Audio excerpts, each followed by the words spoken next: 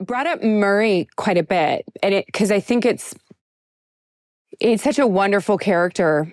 And he started out when we meet him as just like this like paranoid conspiracy theorist, and he's become like the voice of like reason. Was that always the plan, or did that show sort of morph, and did you sort of see where he was going to go from the beginning? No, I don't think they had a plan for me to be in this show as much as I wound up being in the show. I knocked their socks off. What can I? Wow. No, I always kind of saw him as that, like, on my first day, I walked up to Matt and Ross and I was like, oh, he's like your Richard Dreyfuss in Jaws. Like, if this was Jaws, I'd be your Richard Dreyfuss. They're like, exactly. Yeah. And Richard Dreyfuss is like the urbanite who's the voice of reason. It's always wild to me when people call him a weirdo, because I really don't think of Murray that way, even though he was like living in a bunker.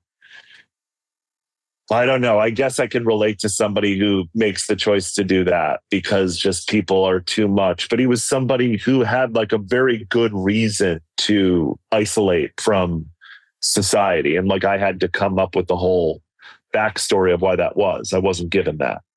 And so, nor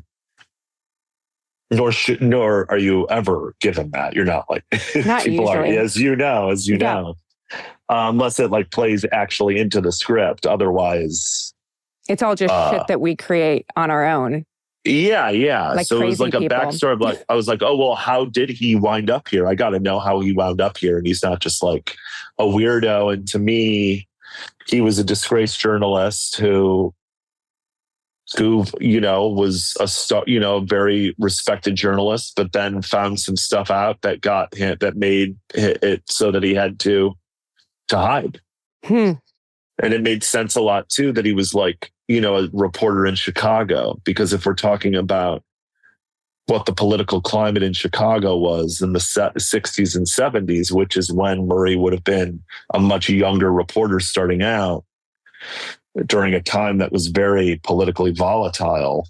And like how, I'm looking at like, you're looking at the scene design of the bunker. I'm seeing like R. Crumb, and anti-Nixon cartoons, cartoon posters, and I'm listening to jazz and things like that. These are things that were, in either the design or the script that you start to pull from that, So that's what I'm starting with. I don't start with what my ideas are. So yeah, I want to be very clear about that. Like you're using the given circumstances first. Otherwise, you're annoying.